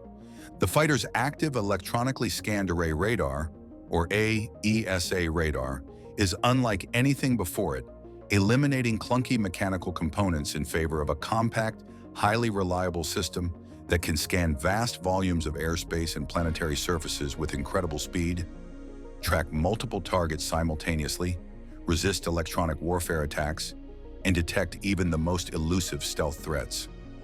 Moving beyond traditional radar mounts, the NGAD fighter integrates smart skins into its fuselage, fusing sensing, electronic warfare, and communications into a single multimodal array, creating a seamless, godlike tactical awareness of the battlefield.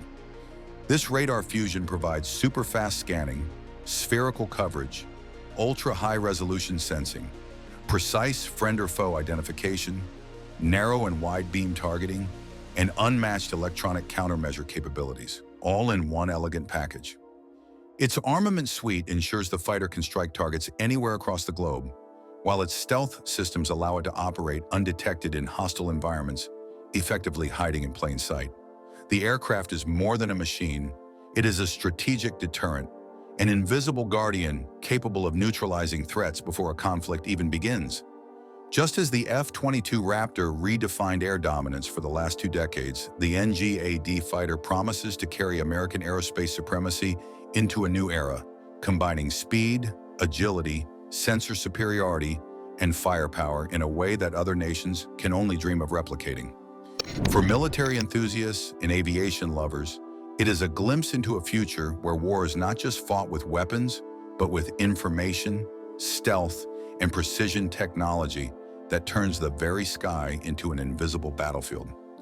Every detail of this fighter, from its advanced adaptive cycle engines to its revolutionary AESA arrays and integrated sensor skins, speaks of a vision where physics bends, electronics dominate, and aerial supremacy is absolute, ensuring that for decades to come, the United States will remain the uncontested master of the skies.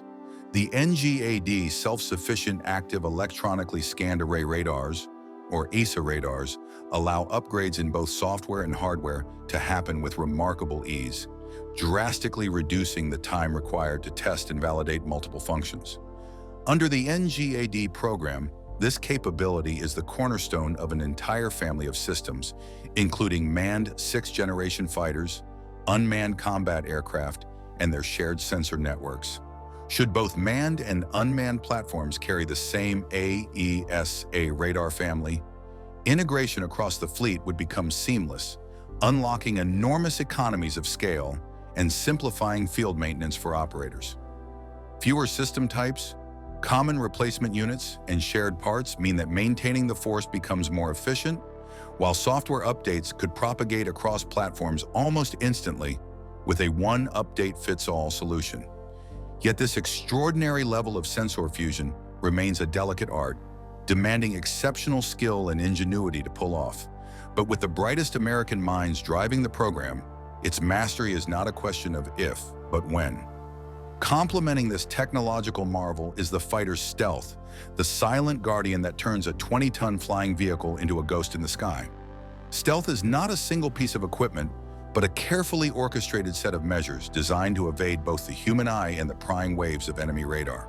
The NGAD fighter's stealth combines extreme reductions in radar cross-section, infrared signature, and acoustic footprint, ensuring it moves undetected over hostile terrain. While the exact methods are tightly classified, careful analysis suggests a blend of cutting-edge materials, precise aerodynamics, and advanced heat management, all working in harmony to render the aircraft virtually invisible. The radar cross-section, the measure of how much radar energy reflects back to the source, is minimized to unprecedented levels, while its infrared emissions are carefully managed to avoid detection from heat-seeking sensors. Acoustic emissions are dampened, making even its roar nearly inaudible to adversaries below.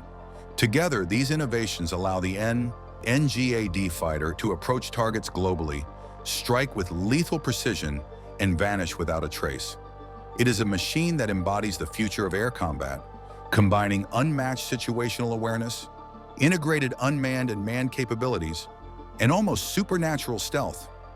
For enthusiasts and military professionals alike, it represents a vision where technology bends the laws of physics, information dominates the battlefield, and American air power is projected in ways the world has never seen, securing dominance for decades while redefining what it means to be untouchable in the sky.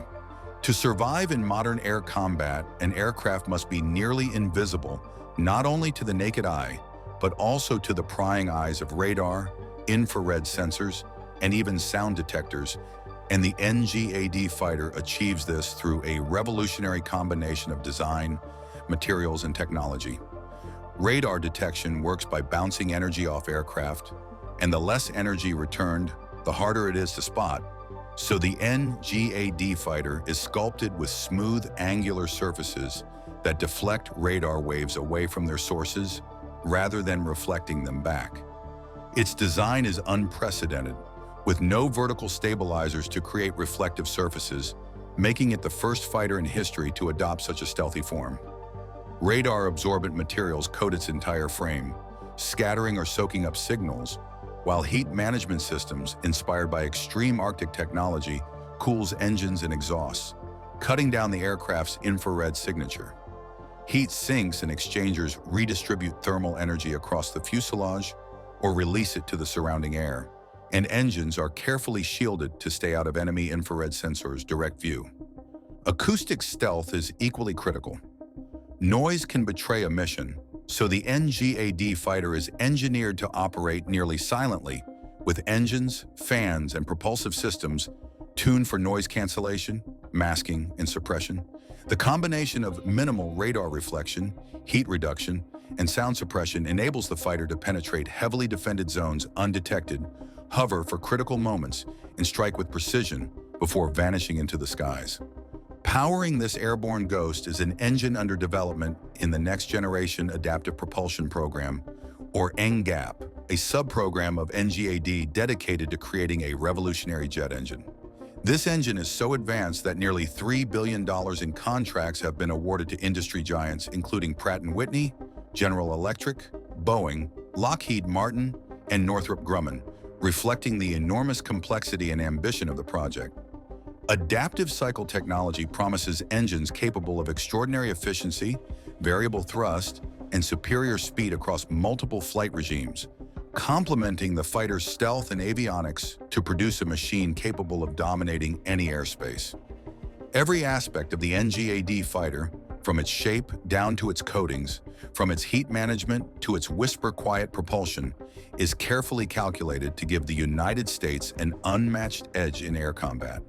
This is not merely a fighter, it is a strategic instrument, combining intelligence, stealth, and raw power into a single seamless package that can strike anywhere in the world, survive where others would be destroyed, and redefine what it means to rule the skies.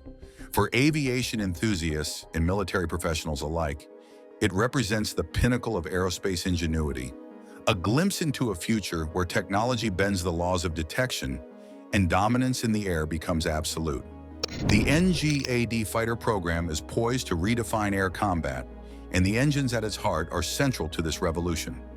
Some of the companies contracted to develop the NGAP engines, including 3 firms with no historical experience building jet engines, could deliver a radical new integration of airframe and propulsion, creating a fighter unlike anything seen before. These engines are adaptive cycle designs, capable of switching between high speed, high thrust, and long-range, high-efficiency modes at will, giving the aircraft unmatched versatility across subsonic, transonic, and supersonic flight. Using a 3-stream architecture, a third bypass stream allows the engine to divert airflow for fuel efficiency or channel it to the core for maximum power, letting the fighter enjoy the best of both worlds without compromise. When paired with the NGAD's self-sufficient AESA radars, advanced stealth coatings, and integrated sensor skins, these engines complete a platform designed to dominate any battlefield. Kinetic weapons, lasers, and an arsenal of precision-guided munitions make the fighter an undetectable, unstoppable force. The Air Force's vision, revealed by Secretary Lieutenant Colonel Frank Kendall, calls for 200 NGAD fighters operating alongside 300 F-35 Lightning IIs, each supported by 2 unmanned loyal wingmen, forming a 500-strong integrated fleet of 5th and 6th generation aircraft.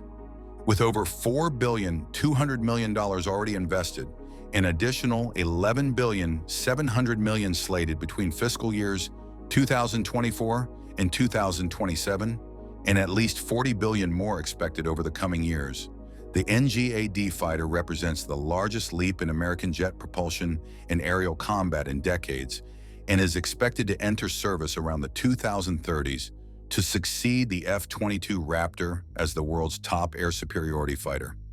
If the B-21 can outmatch the NGAD, then 6th-generation fighters from rival nations may stand little chance at all. Its stealth, advanced sensors, and unmatched firepower make it a near-untouchable force, redefining aerial dominance and leaving adversaries scrambling against a stealthy, lethal, and unmatched American aerial force. Can the United States F-35 withstand the threat of Chinese hypersonic weapons?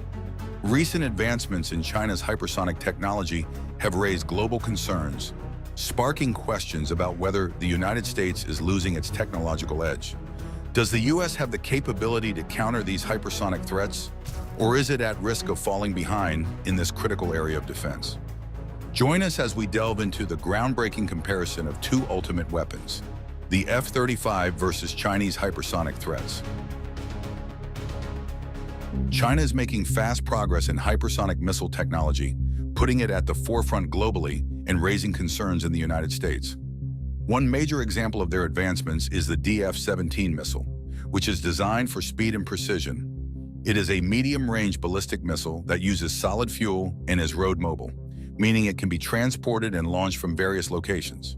They have also made breakthroughs in thermal protection and cooling systems, which are crucial for managing the intense heat these missiles generate during flight. These developments give China a clear technological advantage, showing their growing strength in modern military innovation. It's certain that they are not stopping anytime soon, because they recently achieved another major breakthrough in hypersonic missile technology, particularly with its thermal protection system. Chinese scientists have made significant improvements by adding steel nose cones to their new missiles. This advancement is crucial because it enhances the missile's ability to survive the extreme conditions it faces during flight. In August, China also announced the development of an innovative cooling device designed to manage the intense heat generated during hypersonic flight. Hypersonic missiles travel at incredibly high speeds, which results in a huge buildup of heat.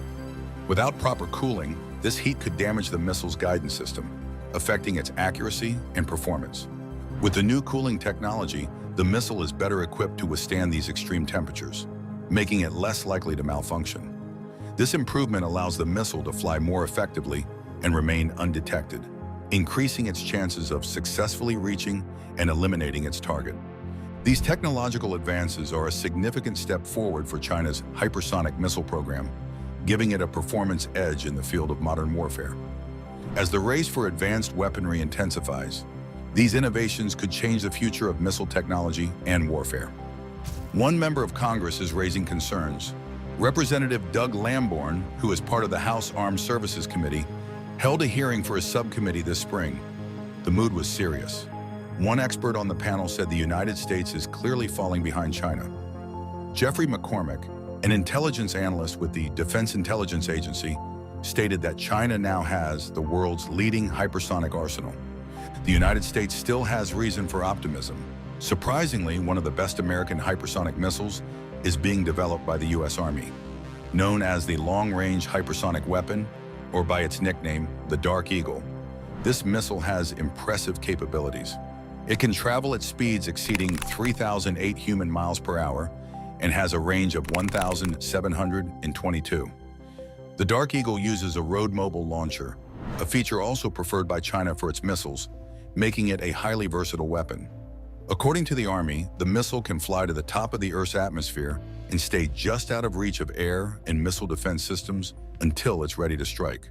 By the time it's within range, it's already too late to react. Despite China's advancements, all is not lost for the U.S.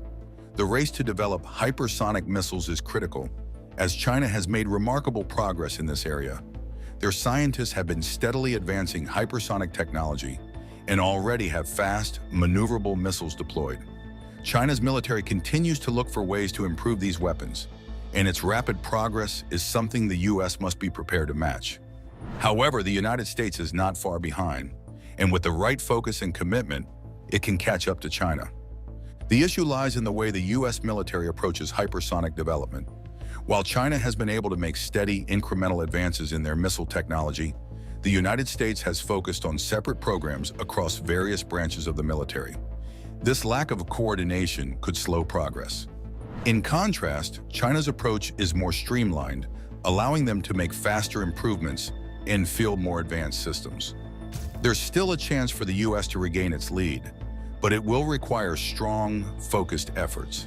We have yet to experience a Sputnik moment where China might test a hypersonic missile in a high-profile launch that demonstrates its serious intentions to use these weapons for strategic purposes. A launch over Guam, for example, could be a powerful signal to the world of China's capabilities and intentions. Until such a moment happens, policymakers like Representative Doug Lamborn, who is raising concerns about the state of U.S. military technology, are crucial.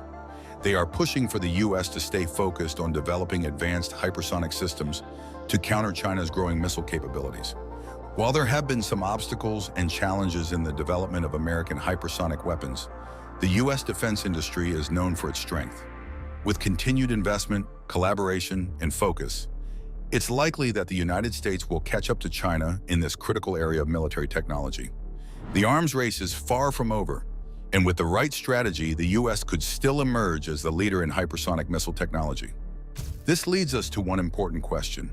Can the F-35 withstand the lethality of the Chinese hypersonic threat? Let's analyze the strength of this American airfighter. The F-35 Joint Strike Fighter is one of the most recognizable fighter jets in the world. Since it began service, this American-made fifth-generation aircraft has flown over 777,000 hours. Currently, 20 nations use the F-35, making it a vital tool for the U.S. and its allies.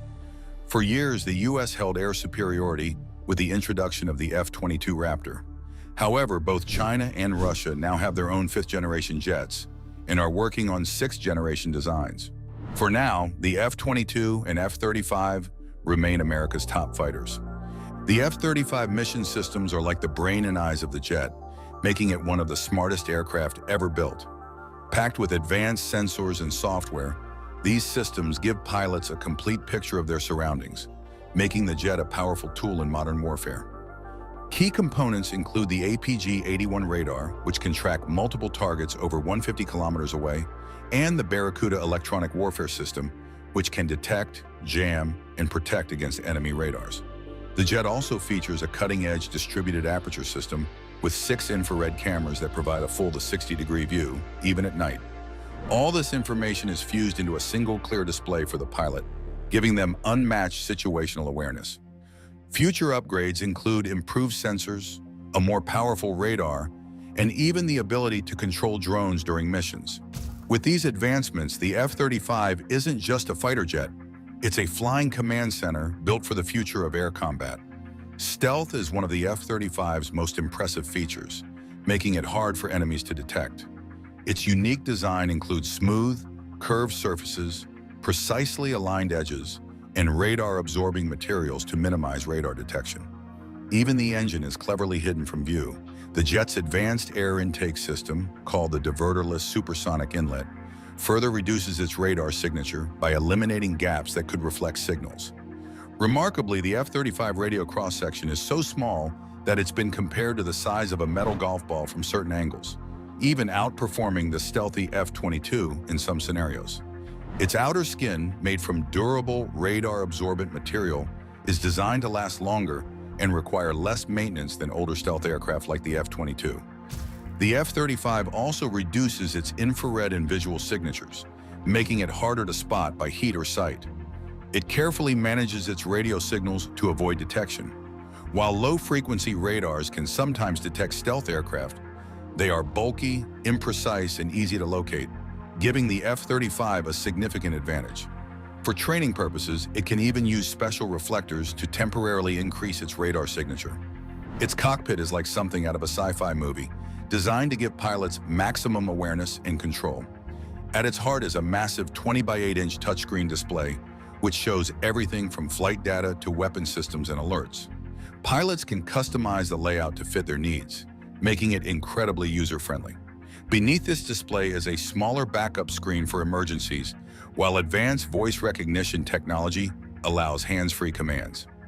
Unlike older jets with head-up displays on the dashboard, the F-35 uses a state-of-the-art helmet-mounted display system. This helmet projects flight and combat information directly onto the pilot's visor, so they can see critical data no matter where they're looking. It even integrates infrared and night vision, allowing pilots to see through the plane for incredible situational awareness. The helmet is so advanced that pilots can lock onto targets and fire missiles without pointing the aircraft directly at them. Each helmet costs a whopping $400,000, but its capabilities are game-changing. While the HMDS had some growing pains, like issues with vibration and night vision early on, it's now more reliable than ever. The latest version boasts improved cameras, sharper displays, and advanced alignment features. The F-35 cockpit and helmet work together to give pilots an unmatched edge in the skies, blending cutting-edge technology with pilot-friendly design. Without going on and on about the capabilities of the F-35, to answer the question, it is unlikely for this American aircraft to be able to directly withstand a hit from a modern Chinese hypersonic missile due to their extreme speed, maneuverability, and difficulty in detection, making them very hard to intercept with current technology. What is the United States Air Force doing concerning the threat that these Chinese hypersonic air force pose? The United States Department of Defense is ramping up spending on hypersonic weapons after years of warnings that China is pulling ahead in this technology. However, this new arms race comes with risks, especially as relations between the US and China continue to worsen, and there's limited information about China's advancements in this field. Hypersonic weapons, which travel faster than Mach 5, aren't a new concept. The US has been testing them since the 1950s, but investment in these systems slowed over the years. Meanwhile, China and Russia have made significant progress in their hypersonic programs. Russia recently demonstrated its capability by using 6 hypersonic Kinzhal missiles in Ukraine, the largest single deployment of these weapons during the war. Other nations, including Australia, South and North Korea, Japan, India, and Germany, are also developing hypersonic weapons. The US is now increasing funding and efforts to catch up, but the timing is tense, with US-China relations at their lowest point in decades. This competition could shape the future of global military power. The US Department of Defense reportedly plans to allocate $15 billion for hypersonic weapons development for the Army and Air Force between 2023 and 2027, as highlighted in a Congressional Budget Office report. This figure excludes the Navy's program, which recently awarded a $1.1 billion contract to Lockheed Martin for integrating hypersonic systems into Zumwalt-class destroyers. Experts have indicated that the U.S. may be lagging behind China in this field. Reports noted that China's 2021 test of a nuclear-capable hypersonic weapon surprised many in the defense sector, showcasing advanced capabilities that exceeded expectations.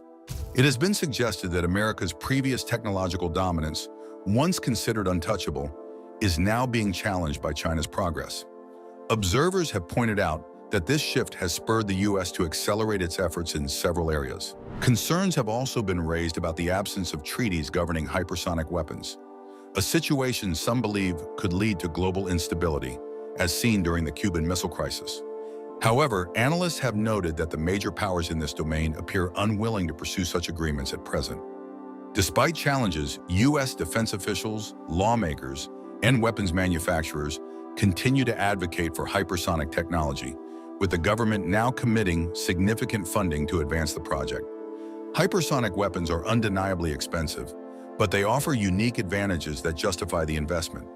The U.S. military began exploring hypersonic systems as far back as the 1960s, initially focusing on hypersonic flight for transporting people rather than weapons. By the 1980s, however, the focus shifted. During this period, the Air Force tested the maneuvering reentry vehicles, demonstrating that missiles traveling at speeds of Mach 5 or faster could be guided precisely to their targets as they re-entered Earth's atmosphere. The early 2000s marked a turning point when the U.S. began serious efforts to develop hypersonic weapons under its conventional prompt global strike program. Today, two primary types of hypersonic weapons are being developed: glide vehicles and air-breathing missiles. Glide vehicles are launched on rockets and glide through the atmosphere at high speeds, while air-breathing missiles use engines to sustain their hypersonic speeds. Although U.S. hypersonic systems are designed to carry conventional payloads, other nations, such as China, are pursuing nuclear-capable hypersonic weapons. This was evident during China's groundbreaking 2021 tests, which demonstrated the ability to combine nuclear warheads with hypersonic speeds, raising concerns about the global arms race. As the U.S. pushes forward, these advanced systems promise unparalleled speed, precision, and flexibility in modern warfare, making them a critical focus for defense strategies. China has long sought ways to counter U.S. missile defense systems, viewing them as a threat to its nuclear deterrence, according to Lyle Morris, a senior fellow at the Asia Society Policy Institute. Since the early 2000s, China has significantly boosted its hypersonic weapons program, especially after the U.S. withdrew from the anti-ballistic missile treaty with the Soviet Union. With no restrictions on developing anti-ballistic systems, China felt compelled to develop a different kind of deterrent. One key focus of China's efforts has been glide-type hypersonic weapons. These systems start their journey atop a ballistic missile, explains Timothy Heath, a defense researcher at the RAND Corporation. Once the missile reaches a certain altitude, the hypersonic glider detaches and travels at incredible speeds within the atmosphere. Unlike traditional ballistic missiles that follow a fixed trajectory, the glider can maneuver in flight, using the momentum from its launch to strike its target with precision. China claims its hypersonic weapons are ready for deployment, which Heath notes is a step or two ahead of the U.S., whose hypersonic program is still in the testing phase. This progress isn't surprising given China's advanced ballistic missile program and the U.S.'s relative underinvestment in similar technologies over the years. The real game changer with hypersonic weapons isn't just their speed, but their ability to maneuver and evade missile defense systems like the Patriot. These systems, widely used in the U.S. and 17 other countries, struggle to track and intercept hypersonic weapons due to their unpredictable flight paths and the ability to skim the edge of the Earth's atmosphere before re-entering. According to defense experts, hypersonic weapons could potentially outmatch even the most advanced air and missile defense systems in the near future, making them a significant development in modern military technology.